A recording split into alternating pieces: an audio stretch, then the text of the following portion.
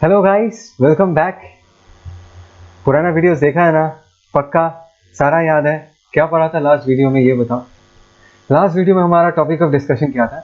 हमने last video में first time magnetic field के कारण कितना फोर्स लगता है, magnetic force F equal to Q into V cross B. याद है ना ये एक्सप्रेशन? क्या था ये expression? That is F vector that is equal to Q into V vector cross B vector. इसी मैग्नेटिक फोर्स के बारे में हम डिस्कस कर रहे थे और हमने इनको इस एक्सप्रेशन के हर एक आइडिया को अच्छे से समझा है। आज इसी फोर्स के इफेक्ट के अंदर एक चार्ज पार्टिकल मैग्नेटिक फील्ड में कैसा मूव करेगा, जिसका थोड़ा सा आइडिया मैंने प्रीवियस वीडियो में तुमको दिया था। आज उसी आइडिया को हम आगे एक्सटेंड करेंगे। क्या बोला मैंने कि मैग्नेटिक फोर्स के एक्शन के अंदर एक चार्ज पार्टिकल मैग्नेटिक फील्ड में कैसा मूव करेगा। ठीक है, देखो सबसे पहले आता है कि अगर मैं ये बता सकता हूं, अगर if velocity vector and magnetic field if both of them are along the same direction, तो ये चार्ज पार्टिकल कैसे मूव करेगा? जिस तरह वेलोसिटी है उसी तरफ ही आगे बढ़ जाएगा, उस पर कोई मैग्नेटिक फोर्स नहीं लगेगा, तो उसके मूवमेंट में, उसके ट्रैजेक्टरी में कोई चेंज नहीं आएगा। Similarly if you have a case like this, जहां पर वेलोसिटी इस तरफ है लेकिन मैग्नेटिक फील्ड किस तरफ है? मैग्नेटिक फील्ड एंटी पैरेलल है, इन द ऑपोजिट डायरेक्शन। ऐसे सिनेरियो में भी चार्ज पार्टिकल अपना ट्रैजेक्टरी चेंज नहीं करेगा, जिस तरह वेलोसिटी है उसी तरह बढ़ जाएगा। And you know the reason for it, right? Because, come on speak up, because इस पर्टिकुलर सिनेरियो में इस चार्ज पार्टिकल पे कोई फोर्स नहीं लग रहा। Is that clear? एक मिनट। Okay, so this is the case when theta is equal to what? 180 degree, है ना? And this is the case when theta is equal to what? 0 degree. ये केसेस तो हमने ऑलरेडी डिस्कस कर लिया, we have already talked about this cases. आज हम तीसरा केस डिस्कस करने वाले हैं जहां पर हमने वेलोसिटी एंड मैग्नेटिक फील्ड के बीच कितना एंगल बना के रखा है? 90 डिग्री एंगल बना के रखा है। That means velocity vector is perpendicular to the magnetic field vector. So this is the scenario that we are talking about. अगर हम इस पिक्चर को ध्यान से देखें तो तुमको बहुत अच्छे से ये समझ आएगा कि वेलोसिटी वेक्टर जो है वो कौन से प्लेन में लाई कर रहा है। वेलोसिटी वेक्टर हमारी स्क्रीन में लाई कर रहा है, करेक्ट? और मैग्नेटिक फील्ड जो है वो हमने क्रॉस साइन से रिप्रेजेंट किया है, और क्रॉस साइन का मतलब ये है कि magnetic field is pointing inside the screen, correct? So that is the reason हम कह रहे हैं कि velocity vector and magnetic field are basically perpendicular to each other. Is that clear? अभी ना इस डायग्राम पे थोड़ा ध्यान देंगे, अच्छे से इस डायग्राम को एनालाइज करेंगे, ठीक है? अच्छा, अभी इस डायग्राम को ध्यान से देखो, ट्राई टू अंडरस्टैंड। इसका थोड़ा सा आइडिया मैंने पहले बताया था। Before we start discussing about this, मैं तुमको एक बात बताना चाहूंगा कि इस सिनेरियो में what is the angle theta between velocity vector and magnetic field, that is equal to 90 degree, right? So if I talk about the force experienced by this charge, if I'm talking about the magnitude of force experienced by the charge, that will be maximum, because हमको पता कि formula क्या था? that is QVB sin theta होता है। अगर हमने theta का वैल्यू 90 डिग्री पुट किया तो साइन थीटा का हमने मैक्सिमम वैल्यू पुट किया, वो वैल्यू कितना होगा? that is QVB। That means इस पर्टिकुलर सिचुएशन में इस चार्ज पे जो फोर्स लग रहा है वो कितना फोर्स लग रहा होगा? that is maximum force possible that is acting on the charge. Is that clear? लेकिन उससे भी ज़्यादा इंटरेस्टिंग है जब हम ये डिस्कस करेंगे कि इस चार्ज पार्टिकल पे किस डायरेक्शन में फोर्स लग रहा है। और जैसे कि मैंने हमेशा कहा है, हमको हमेशा पता है कि जो फोर्स है that is always perpendicular to velocity vector, and जो फोर्स होगा that will also be perpendicular to what? Magnetic field vector। और तरीका क्या है इसको निकालने का? We need to do v cross b, because f vector is equal to what? q into v vector cross b vector। v cross b करेंगे, charge अगर positive है, जिस तरफ v cross b पॉइंट करता है उसी तरफ मैग्नेटिक फोर्स का डायरेक्शन होगा। अगर चार्ज नेगेटिव है, v cross b करने के बाद जिस तरफ थंब पॉइंट करेगा उसके ऑपोजिट डायरेक्शन में क्या होगा? हमारा फोर्स लगेगा, करेक्ट? इन दिस केस देखो, v cross b करो। चलो इसमें करता है, it will be easier for you to do. You put your right hand, you put your side of your right hand along V and you make your fingers cross B, right? Cross करोगे तो screen के अंदर ऐसे होगा and the thumb will be pointing along this direction। समझ में आ रहा है? और ये चार्ज पॉजिटिव है तो ये जो फोर्स है ये इस तरफ लग रहा है। Is that clear? ये फोर्स इधर लग रहा है। यहाँ चेक करना चाहो, देखो V, come on, V crosses B, your fingers will curl and cross and reach the P vector। Thumb किधर पॉइंट करेगा? थंब ऊपर पॉइंट करेगा। सो ये जो फोर्स है इसका डायरेक्शन इस तरफ होगा, यहाँ पर चार्ज पॉजिटिव है, तो जिस तरफ v क्रॉस b पॉइंट कर रहा होगा उसी तरफ हमारा f वेक्टर भी पॉइंट कर रहा होगा। Is that clear? And interesting thing जो कि मैंने पहले भी कहा था कि इन दोनों के बीच, फोर्स एंड वेलोसिटी के बीच एंगल कितना होगा भाई साहब? फोर्स एंड वेलोसिटी के बीच एंगल होगा 90 डिग्री। दिख रहा है सबको? मैं इसको मिटा देता हूँ, आई होप सो तुमको ये समझ आया। फोर्स एंड वेलोसिटी के बीच कितना एंगल है? 90 डिग्री। और जैसे कि मैंने प्रीवियस वीडियो में बहुत अच्छे तरीके से समझाया था कि अगर फोर्स एंड वेलोसिटी 90 डिग्री पे है तो फोर्स एंड डिस्प्लेसमेंट भी 90 डिग्री पे होगा, और ऐसा फोर्स काम करने का, इस ऐसे फोर्स के पास काम करने का कैपेसिटी नहीं होता। Is that clear? अभी एक बात, बहुत इंपॉर्टेंट बात बताना चाहूंगा। अगर ध्यान से देखो, यहाँ पर जो फोर्स है वो वेलोसिटी के साथ 90 डिग्री बना है ना? तो ऐसा सिनेरियो अगर होता है, ऐसा अगर किसी पार्टिकल पर फोर्स लगता है जहाँ पर force and velocity are perpendicular to each other, ऐसे फोर्स के कारण वो पार्टिकल कैसा घूमेगा? मैंने पहले भी तुमको बताया था, इफ यू रिमेंबर, कि सर्कुलर मोशन में क्या होता है। सर्कुलर मोशन में अगर यहाँ पर हमारे पास कोई पार्टिकल है तो जो F है, सेंट्रीपिटल फोर्स, वो सेंटर की तरफ एक्ट करता है, और वेलोसिटी किस तरफ होता है? Velocity basically is along the tangential to the circle, along the tangent to the circle, that means force is along the radius, velocity is along the tangent, और इनके बीच का जो ये एंगल होता है, मैं फिर से कहता हूँ, इनके बीच का जो ये एंगल होता है, ये एंगल कितना होता है? This angle in this case is equal to what? 90 degree. और ऐसे सिनेरियो में ये फोर्स इस पार्टिकल पर डेफिनेटली काम तो नहीं कर पाता है ना, काम तो नहीं कर पाएगा, and at the same time इसका वेलोसिटी चेंज होगा नहीं। लेकिन ऐसे फोर्स के कारण वेलोसिटी का डायरेक्शन बदल जाता है, बिकॉज ये फोर्स सेंट्रीपिटल फोर्स का काम करता है। याद है कुछ? ये फोर्स कैसा काम करता है? सेंट्रीपिटल फोर्स का काम करता है। तो मैं यही चीज़ फिर से बताना चाहूँगा कि इस केस में भी ये जो फोर्स देखो, ये फोर्स क्या है? वेलोसिटी के परपेंडिकुलर है, और ऐसे फोर्स के एक्शन के अंडर ये charge particle is definitely going to move in a circle. दिख रहा है ना, एक इसका trajectory is in the shape of a perfect circle, ऐसा सर्कल में गोल घूमने वाला है। And it's very very clear, जो फोर्स होगा इन दिस केस, जो फोर्स F है, जो मैग्नेटिक फोर्स हमने जिसके बारे में डिस्कस किया है, this magnetic force is going to play the part of what? Is going to play the part of centripetal force in this circular motion. Is that clear? In this circular motion, ये जो magnetic force है वो centripetal force का काम करेगा। तो यहाँ पर मैं ये लिख सकता हूँ कि ये जो magnetic force FB है, ये जो magnetic force FB है, that should be equal to what? mv square by छोटा r लिख दिया, where छोटा r is the radius of the circle in this case। ये तो याद होगा, क्लास 11 circular motion का टॉपिक है। एंड हम ये भी कह सकते हैं कि एफ डी का वैल्यू कितना है? That is Q V P sine 90। Sine 90 कितना हो जाएगा? 1। यहाँ पर भी मैंने लिख के रखा है, that is equal to M V square by R. और हम इस एक्सप्रेशन से रेडियस का वैल्यू निकालेंगे। किसका वैल्यू निकालेंगे? रेडियस का। तो ध्यान से देखो, तो आर की जगह हम लोग क्या लिख सकते हैं? ये वी इस वी को मार देगा, और रेडियस का वैल्यू कितना होगा? R equal to M V divided by V Q. बात समझ आया? तो radius r is equal to what? mv divided by pq। तो ये हो गया हमारा रेडियस का फॉर्मूला। मतलब देखो, ये स्पेशल केस है, तुमको केस समझना है कि यहाँ पर वेलोसिटी एंड मैग्नेटिक फील्ड कैसा है? परपेंडिकुलर है, 90 डिग्री पे है। अलग अलग केसेस के लिए अलग अलग सिचुएशन बनेगा। ये कैसा सिचुएशन है? ये एक ऐसा सिचुएशन है जहाँ पर वेलोसिटी एंड मैग्नेटिक फील्ड एक दूसरे के साथ 90 डिग्री बना रहा है, तो ये सिचुएशन बनेगा। तो एक चार्ज पार्टिकल सर्कल में घूमेगा, और उसका रेडियस का वैल्यू क्या होगा? रेडियस का जो वैल्यू होगा that is M V by B Q.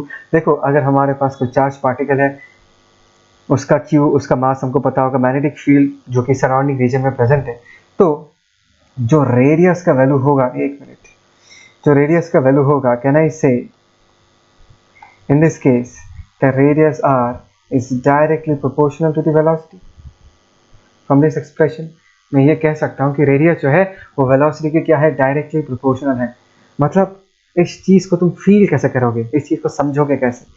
इसको सीधा सीधा ऐसे समझना है कि अगर तुम्हारे पास एक चार्ज है, एक चार्ज पार्टिकल है जिसका Q पता है, M पता है, सराउंडिंग रीजन में जो मैग्नेटिक फील्ड भी है वो भी फिक्स्ड है, उसको तुम अगर अलग अलग वेलोसिटीज में फेंकोगे तो वो अलग अलग सर्कल में घूमेगा, और कितना बड़ा सर्कल में घूमेगा डिपेंड करेगा वेलोसिटी कितना है। जितना हाई वेलोसिटी से फेंकोगे, जितना ज़्यादा वेलोसिटी से फेंकोगे, रेडियस उस सर्कल का उतना ही बड़ा होगा। मतलब सीधा सीधा इस बात को याद रखना कि radius is directly proportional to velocity. Velocity ज़्यादा होगा तो वो चक्कर भी एक बड़ा वाला चक्कर मारेगा, the circle will increase, circle का साइज बड़ा होगा। वेलोसिटी ज़्यादा, सर्कल का साइज भी क्या होगा? बड़ा होगा।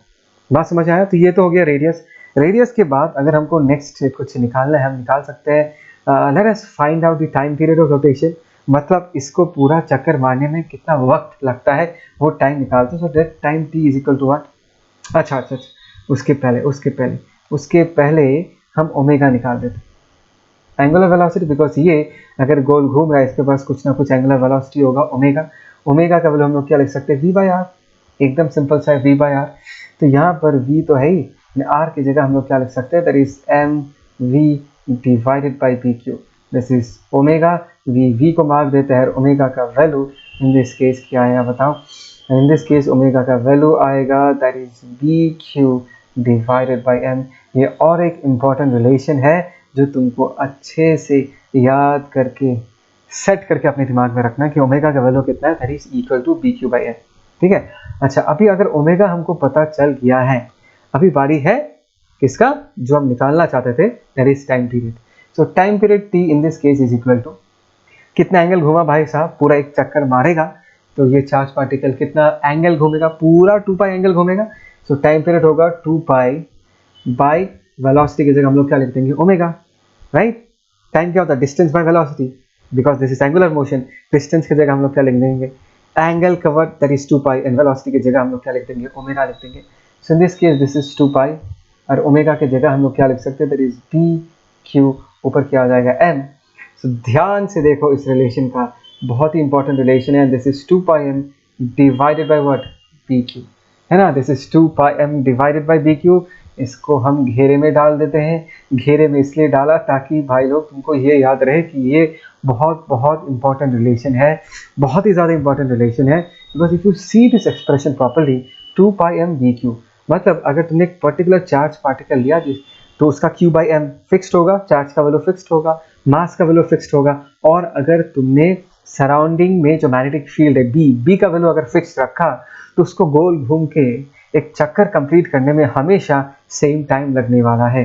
The time taken for a particular charge particle having a particular q, having a particular mass in a region having a fixed value of magnetic field b, ऐसे रीजन में अगर वो चार्ज पार्टिकल चक्कर मारता है उसको गोल घूम के रिटर्न आने में हमेशा सेम टाइम लगने वाला है। मैं इस चीज़ को आगे जाकर और एक बार अच्छे से डिस्कस करूंगा।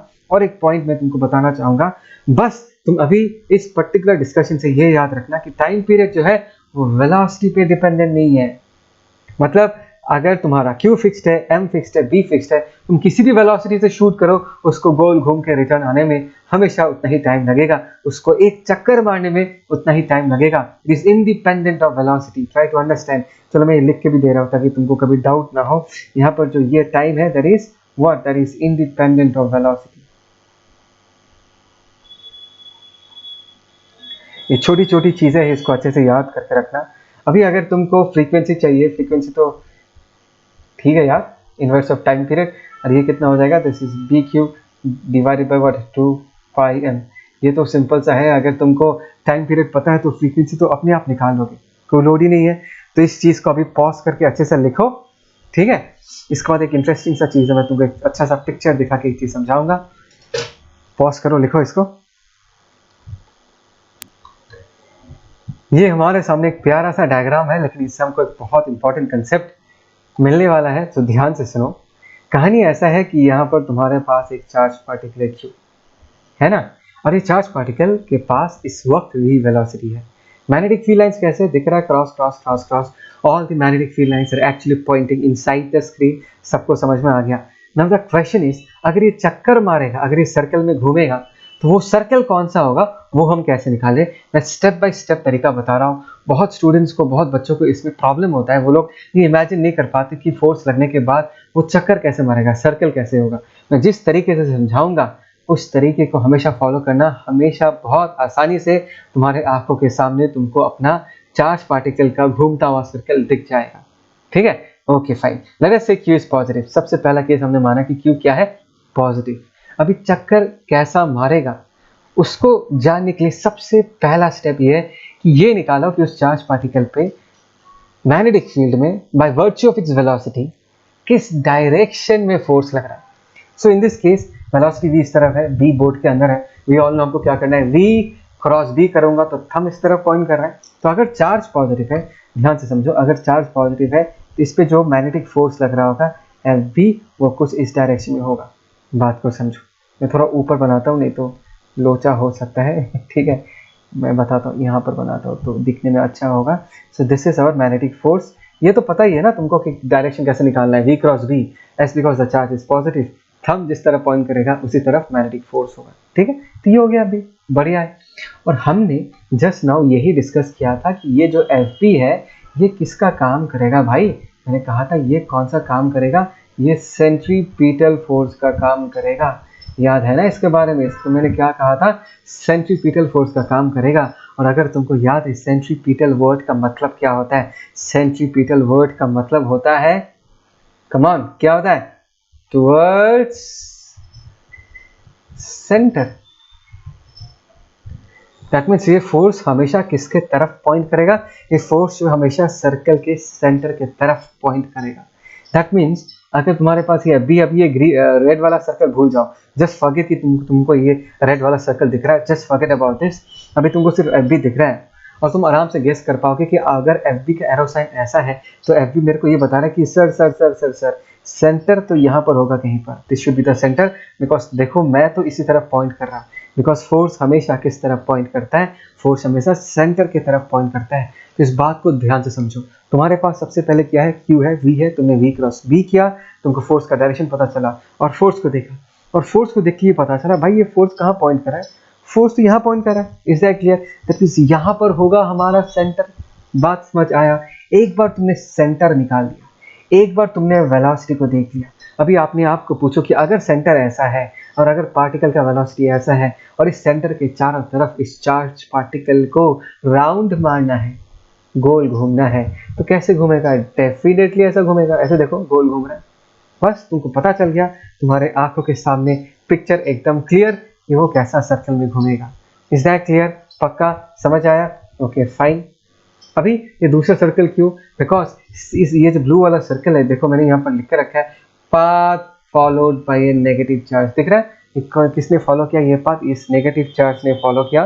तो simple, we know that right, कि देखो वी क्रॉस बी हमने ऐसा किया, हम तो इधर पॉइंट कर रहा है, लेकिन S because the charge is negative, force तो इस तरफ लग रहा होगा, तो इस पे जो फोर्स लग रहा है that force is basically acting around this direction. और हमने ऑलरेडी ये समझ लिया कि फोर्स इस तरफ है तो सेंटर को इस तरफ होगा, वेलोसिटी अगर इस तरफ है, सेंटर अगर इस तरफ है, एक चार्ज पार्टिकल को चक्कर मारना है, राउंड मारना है, तो भाई साहब वो तो ऐसा ही सर्कल में गोल घूमेगा।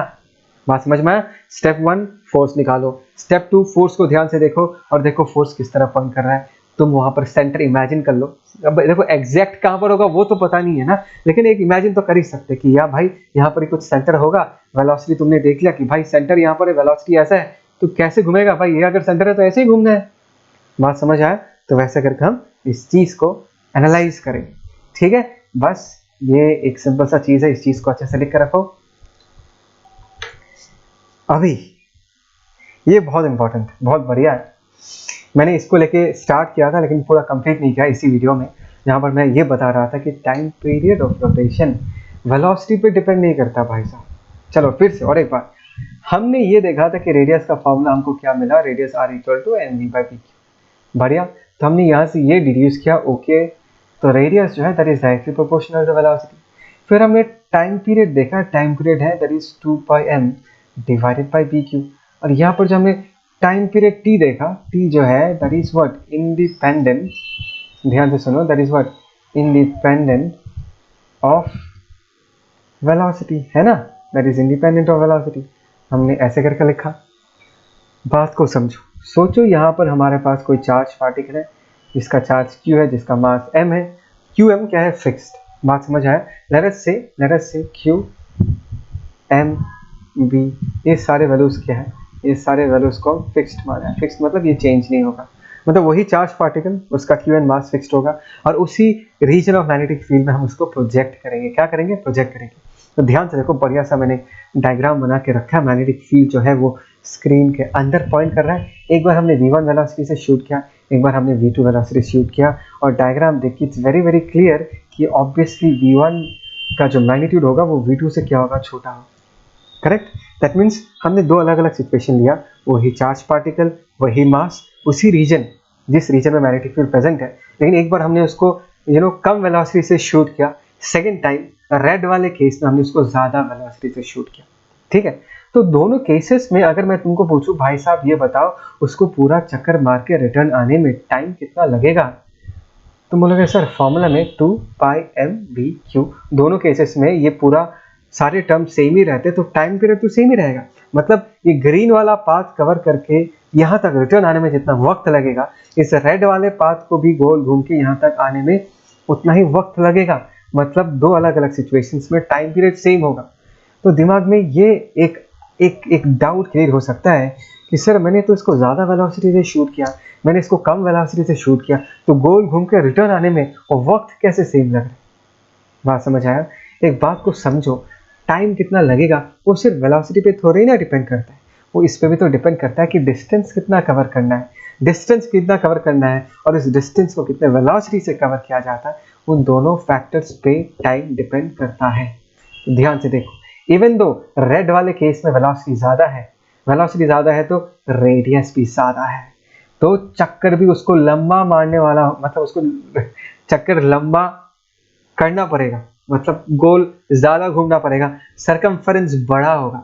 तो वेलोसिटी ज़्यादा तो उसको डिस्टेंस भी ज़्यादा कवर करना पड़ रहा है, वेलोसिटी कम रेडियस कम तो उसको कम चक्कर मारना पड़ रहा है, डिस्टेंस भी कम कवर करना पड़ रहा है। वेलोसिटी ज़्यादा डिस्टेंस कवर ज़्यादा, velocity come distance cover come. That is the reason कि दोनों केसेस में टाइम पीरियड क्या आ रहा है, दोनों केसेस में टाइम पीरियड सेम आ रहा है। तो कंफ्यूज कभी नहीं होने का, सो वेलोसिटी ज़्यादा वेलोसिटी कम फिर भी टाइम सेम, क्यों? बिकॉज वेलोसिटी ज़्यादा तो डिस्टेंस भी ज़्यादा, वेलोसिटी कम तो डिस्टेंस भी कम। बात समझ आया? बढ़िया से इसको अपने नोट में लिख के रखो। आई होप सो तुमको मजा आ रहा है ये सब चीज़ें पढ़ के, बहुत फील वाली चीज़ें, ठीक है ना? लिखो इसको। एक बार ये रिकैप करते हैं कि हमने कि चार्ज पार्टिकल का पाथ कैसा होगा, ट्रैजेक्टरी कैसा होगा, उसके बारे में अब तक क्या क्या डिस्कस किया। देखो 0 डिग्री 180 डिग्री हमको पता है, there will be no change in path. The particle के पास जो वेलोसिटी था उसी के अलॉन्ग वो वेलोसिटी कंटिन्यू करेगा, एज बिकॉज उस चार्ज पार्टिकल पे कोई फोर्स नहीं लगेगा, वो उसी डायरेक्शन में ट्रैवल करेगा।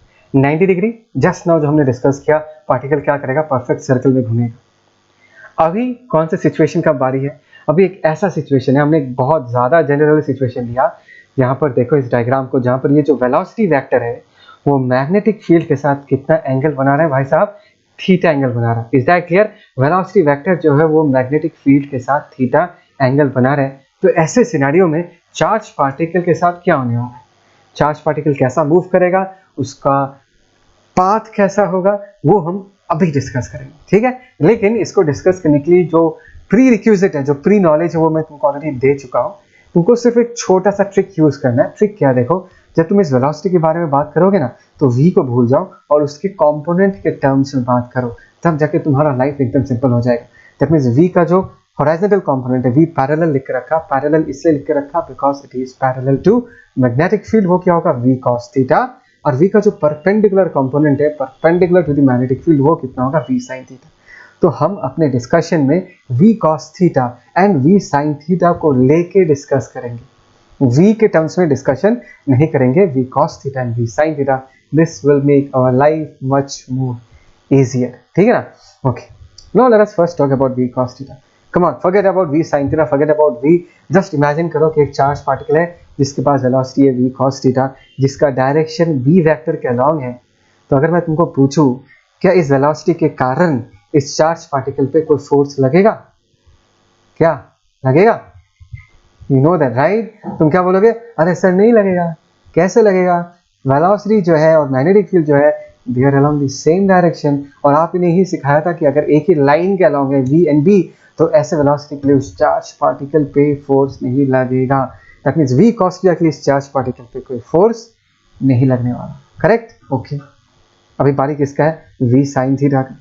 अभी अगर मैं पूछूं कि भाई v sin थीटा के कारण लगेगा क्या, तुम क्या बोलोगे, सर अभी तो डिस्कस किया आपने v sin theta and v vector कितना एंगल बना रहा है, v sin theta and v vector कितना एंगल बना रहा है, देखो 90 डिग्री।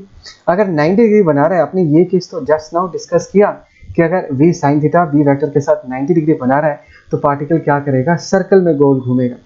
तो अगर हमको डायरेक्शन चाहिए, तरीका क्या है, देखो v वेक्टर इस तरफ है ना, एंड v वेक्टर इस तरफ है, हमको v क्रॉस b करना है, थोड़ा हाथ घुमाना पड़ेगा। देखो v क्रॉस b करूंगा तो थंब किधर पॉइंट करेगा, थंब स्क्रीन के अंदर के तरफ पॉइंट करेगा। चार्ज को हमने पॉजिटिव लिया, चार्ज का बिकॉज हमने पॉजिटिव लिया, जिस तरफ हमारा थंब पॉइंट कर रहा है उसी तरफ फोर्स लगेगा। Is that clear? तो कुछ ऐसा चक्कर मारेगा, यहाँ से सीधी इस तरफ आएगा, फिर स्क्रीन के उस तरफ चला जाएगा, फिर रिटर्न आके फिर इधर आएगा, फिर स्क्रीन के उस तरफ चला जाएगा, फिर घूम के रिटर्न आएगा। जो फोर्स है वो स्क्रीन के अंदर है, पॉइंट कर रहा है। मैं और एक बढ़िया सा डायग्राम इसमें और भी तुमको एक 3D फील दूंगा कि एक्चुअली में फोर्स किस तरफ लगता है। बट इसके पास जाने के पहले मैं तुमसे एक बात पूछना चाहूंगा कि क्या तुमको ये समझ आया कि v cos थीटा के कारण उस चार्ज पार्टिकल पे कोई फोर्स नहीं लगता, v sin थीटा के कारण फोर्स लगता है। v sin थीटा वो वेलोसिटी है जिसके कारण वो सर्कल में घूमता है। तो अभी अगर मैं तुमको पूछूं भाई साहब ये बताओ तो रेडियस ऑफ द सर्कल क्या होगा, तो बोलोगे सर रेडियस का फॉर्मूला आपने हमको जस्ट नाउ सिखाया था mv/bq है, लेकिन भाई साहब तुम इस बार v नहीं लिख सकते। कौन सा वेलोसिटी के कारण ये गोल घूमता है, that is v sin theta. तो रेडियस का फॉर्मूला होगा mv sin थीटा/bq। मैंने बढ़िया से यहाँ पर लिख के रखा है, सारा आइडिया यहाँ पर अच्छे से लिख के रखा है। इन सारी चीज़ों का बढ़िया से तुमको अपना नोट्स बनाना है। मैं जैसे एकदम अच्छे से नोट्स बना के दे रहा हूँ, तुमको भी नोट्स बनाना है। तुम्हारे लिए ये नोट सबसे ज़्यादा इंपॉर्टेंट है। पढ़ाई करोगे तो स्मार्टली पढ़ाई करो, ऐसा नहीं है कि वीडियो देखे जा रहे हो, मूवी नहीं है ये पढ़ रहे हो तुम लोग। खुद अपने हाथों से जब तक नोट्स नहीं बनाओगे तब तक कभी भी कॉन्फिडेंस नहीं आएगा कि तुमको ये सारी चीजें समझ में आ रहा है, ठीक है ना। तो रेडियस ये हो गया। क्या सर टाइम पीरियड बदलेगा? चलो देखते हैं टाइम पीरियड का फॉर्मूला क्या है। It is 2πm divided by pq, and definitely यहाँ पर वेलोसिटी तो आता ही नहीं है, तो टाइम पीरियड तो q मास और b के ऊपर डिपेंड करता है। तो टाइम पीरियड चक्कर मारने में जो टाइम लगेगा वो कभी भी चेंज नहीं होने वाला। So time period is not going to change, ठीक है। अभी चलो इस डायग्राम को बढ़िया से देखते हैं, ये तुमको बहुत ज़्यादा फील देगा। ये वाला डायग्राम को एनालाइज करते हैं। एक मिनट, यस, इस डायग्राम को देखते हैं। ये डायग्राम क्या है, थोड़ा छोटा कर दूं, पूरा पूरा दिख रहा है ना, पक्का, ओके। तो देखो कहानी क्या है, मैंने उसी डायग्राम को फिर से और एक बार बनाया।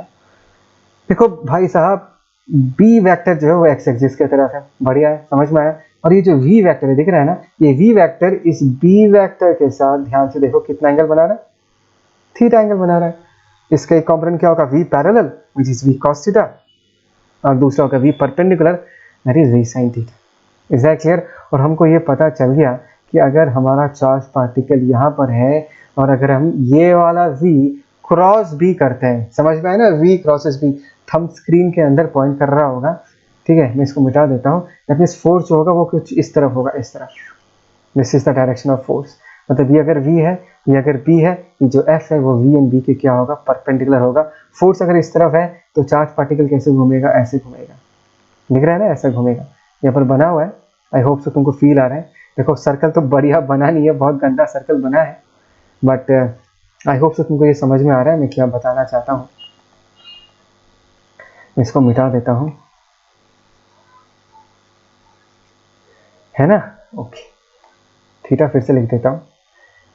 तो इस बी के क्रॉस के कारण स्क्रीन के अंदर की तरफ एक फोर्स लगेगा।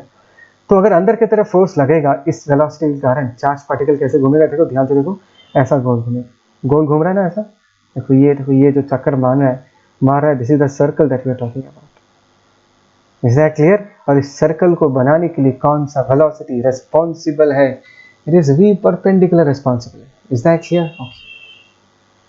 तो वी पैरेलल क्या करेगा, एक बार ये तो सोचो, वी पैरेलल क्या करेगा जो उसको करना चाहिए।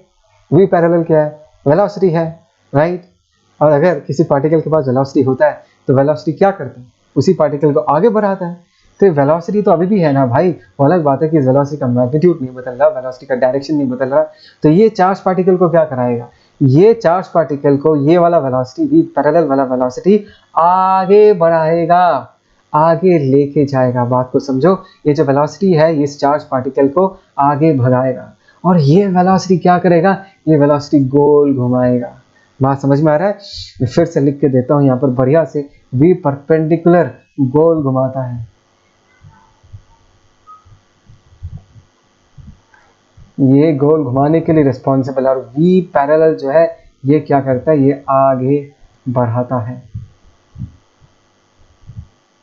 समझ में आ रहा है मैं क्या कर रहा हूँ? ये क्या करता है, ये आगे बढ़ाता है। दैट मीन्स अभी अगर मैं इन दोनों इफेक्ट को, गोल घूमना एंड आगे बढ़ने को कंबाइन कर दूं तो कैसे होगा ये बताओ?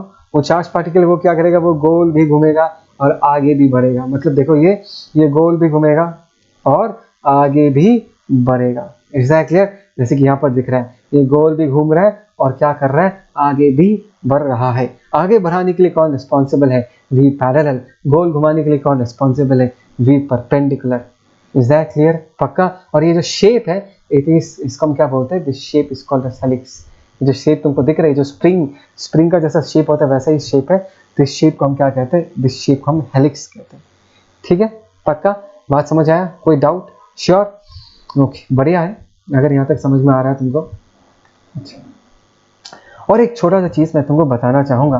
Try to understand, let us see, let us take a point here. ए हमने एक पॉइंट ले लिया यहाँ पर, और ए डैश हमने एक पॉइंट ले लिया। बात समझ में आया? देयर आर 2 पॉइंट्स, मतलब सेम जगह पर। अभी एक बात बताओ कि अगर ये v पैरेलल नहीं होता, अगर ये v पैरेलल नहीं होता, ट्राई टू अंडरस्टैंड एक्चुअली हुआ क्या। यहाँ से वो चार्ज पार्टिकल अपना जर्नी चालू करता है, लेट अस से v पैरेलल है, लेट अस से v पैरेलल है, तो वो गोल घूम के जब वो रिटर्न फिर से ए पॉइंट में ही आना चाहेगा, लेकिन वो ए पॉइंट पे नहीं पहुंचेगा। वो कहाँ पर पहुंचेगा, ए डैश में पहुंचेगा। ए डैश में क्यों पहुंचेगा? देखो, v पैरेलल अगर नहीं होता तो यहाँ से जो पार्टिकल गोल घूम रहा है, वो गोल घूम के फिर से ए पॉइंट में ही पहुंच जाता है रिटर्न, और हम कहते हैं कि इस पार्टिकल ने एक चक्कर क्या कर लिया, कंप्लीट कर लिया। अभी ये वाला जो पार्टिकल है वो गोल घूम के ए नहीं पहुंचता, वो गोल घूम के कहाँ पहुंच जाता है, ए डैश पहुंच जाता है।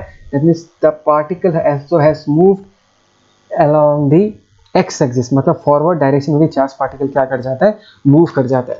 दैट मीन्स अगर ये v पैरेलल वाला कंपोनेंट नहीं होता तो a वाला पॉइंट एंड a डैश वाला point would have coincided, overlapped with each other. a and a dash अलग अलग क्यों हो गया?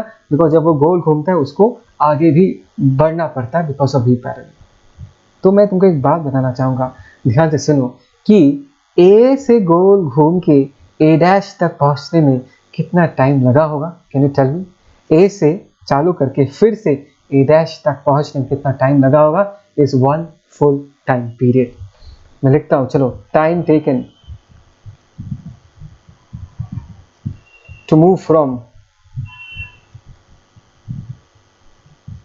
ए to A dash is capital T। Notice capital T, there is 1 full time period. एक पूरा चक्कर मारता है। समझ आए ना यार? अगर वो v पैरेलल नहीं होता तो a डैश और a एक ही पॉइंट होता और एक चक्कर कंप्लीट होता। हाँ, समझ आया? बस एज बिकॉज v पैरेलल के कारण पार्टिकल गोल घूम के फिर से उसी स्टार्टिंग पॉइंट में नहीं पहुंचता, थोड़ा आगे पहुंच जाता। ठीक है ना? Okay, fine. अभी एक चक्कर मारने में मतलब 1 फुल सर्कल घूमने में या 1 कैपिटल T टाइम में पार्टिकल कितना आगे बढ़ जाता है, a टू a डैश। तो इसी डिस्टेंस को देखो, यहाँ से लेके यहाँ तक के डिस्टेंस को, इसी डिस्टेंस को हम क्या कहते हैं, पिच कहते हैं। That is in this case equal to what, a dash. a dash का लेंथ जो है, what is pitch? Pitch is the distance covered by the charge particle in the forward direction in the time the charge particle completes 1 full rotation. जितने टाइम में वो charge particle एक full rotation complete करता है, उतने टाइम में वो जितना डिस्टेंस आगे बढ़ जाता है, उसी डिस्टेंस को हम पिच कहते हैं। तो ये हो गया हमारा पिच। अभी कोई अगर तुमको पूछे कि तुम ये बताओ कि पिच का वैल्यू कितना होगा, पिच तो नथिंग बट डिस्प्लेसमेंट ही है ना भाई, displacement in the forward direction. और इस तरह का वेलोसिटी कांस्टेंट है, और डिस्प्लेसमेंट निकालने का फॉर्मूला क्या है, s इक्वल टू vt। यहाँ पर वेलोसिटी इनटू हम टाइम लिख देंगे, है ना? तो इस तरफ का वेलोसिटी कितना है, that is v parallel, and time की जगह हम लोग क्या लिख देंगे, 1 full time period capital T। v parallel की जगह हम लोग क्या लिख सकते हैं, v cos theta, and time की जगह हम लोग क्या लिख सकते हैं, दैट इज 2 पाई m। रट लेना पड़ेगा तुमको ये टाइम पीरियड का formula, 2 pi m by bq। और ये हो गया हमारा पिच का formula. So this is the expression for pitch. याद रखने की जरूरत नहीं है, बहुत इजी सा है।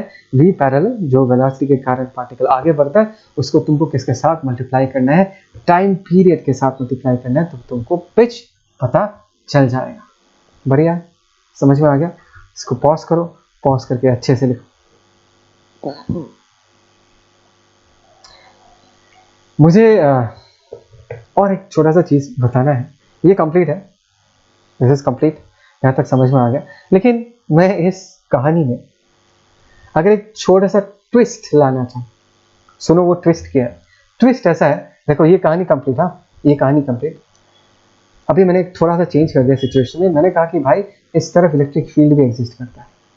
क्या है? मैग्नेटिक फील्ड भी है, इलेक्ट्रिक फील्ड भी है। इन दोनों के कॉम्बिनेशन को हम क्या बुलाते हैं? क्या बुलाते हैं? लॉरेंस फोर्स बुलाते हैं। तो इलेक्ट्रिक फील्ड भी है इस तरफ। तो कहानी में क्या फर्क पड़ेगा? बोलो। पहला क्वेश्चन, इलेक्ट्रिक फील्ड क्या करता है? तुम बोलोगे सर चार्ज पे फोर्स लगाता है। बढ़िया है, तो चार्ज पे इस तरफ कुछ फोर्स लग जाएगा, दैट इज क्यू। अगर फोर्स लगता है ये, अगर फोर्स लगता है तो इस तरफ एक्सीलरेशन भी आएगा भाई साहब, और एक्सीलरेशन का वैल्यू कितना होगा? That is Q divided by M, M is the mass of the charge. बात समझ आ रहा है मैं क्या कह रहा हूँ? तो अभी सीन ऐसा है कि एक्स एक्सिस की तरफ मैग्नेटिक फील्ड भी है, इलेक्ट्रिक फील्ड भी है। एंड इलेक्ट्रिक फील्ड किस तरफ है? इलेक्ट्रिक फील्ड जिस तरफ v पैरेलल वाला वेलोसिटी है उसी तरफ इलेक्ट्रिक फील्ड है। उसके कारण v पैरेलल वाला वेलोसिटी जिस तरफ है उस तरफ फोर्स भी लगता है। फोर्स लगने के कारण v पैरेलल वाले वेलोसिटी के अलॉन्ग एक्सीलरेशन भी आता है। दैट मीन्स अभी ये वाला जो मोशन है, आगे बढ़ने वाला जो मोशन है, वो यूनिफॉर्म मोशन नहीं होगा, वो एक एक्सीलरेटेड मोशन होगा। अभी जो ये कंपोनेंट है v पैरेलल, जिसको हमने v cos थीटा लिख के रखा है, वो टाइम के साथ बदलते जाएगा। As time changes v parallel will change. और इस पर्टिकुलर सिचुएशन में v पैरेलल का वैल्यू टाइम के साथ बढ़ते जाएगा, इंक्रीज होते जाएगा। अगर वेलोसिटी बढ़ते जाएगा so what will happen to the pitch? Because गोल घूमने में वक्त तो उतना ही लगेगा, 2πm/b³। बात को समझो, एक चक्कर मारने में टाइम तो वही लगता है, बिकॉज चक्कर मारने में जो टाइम लगता है उस पर तो वेलोसिटी का टर्म है ही नहीं। तो टर्म है नहीं, जो भी फोर्स लगे वेलोसिटी को कोई फर्क, वेलोसिटी पे कोई फर्क भी पड़ जाए तो टाइम पीरियड में कोई फर्क नहीं पड़ेगा, उसको अभी भी चक्कर मारने में उतना ही टाइम लगेगा। लेकिन जितने टाइम में वो एक चक्कर मारेगा उतने टाइम में वो कितना आगे बढ़ेगा वो बदलते जाएगा। दैट मीन्स ऐसे सिनेरियो में the pitch will not be a constant. इस particular situation में pitch will keep on increasing. As time passes, this particular velocity will keep on increasing. If the velocity increases, उसी time में वो आगे जितना time बढ़ेगा, मतलब जितना टाइम और बढ़ेगा, जितना ये velocity बढ़ेगा, तो pitch भी वो क्या करेगा? ज़्यादा कवर करेगा। So that will be a case of what? Increasing pitch. एक छोटा सा आइडिया है, मैं तुमको बता के रखना चाहूँगा। जान के रखो, समझ के रखो, बढ़िया चीज़ है। It's very simple, basic motion ही है। बस इतना याद रखना कि अगर इलेक्ट्रिक फील्ड है और वो पैरेलल कंपोनेंट को अफेक्ट कर रहा है तो पिच जो है वो कांस्टेंट नहीं होगा, वो बदलते जाएगा, वो बढ़ते जाएगा।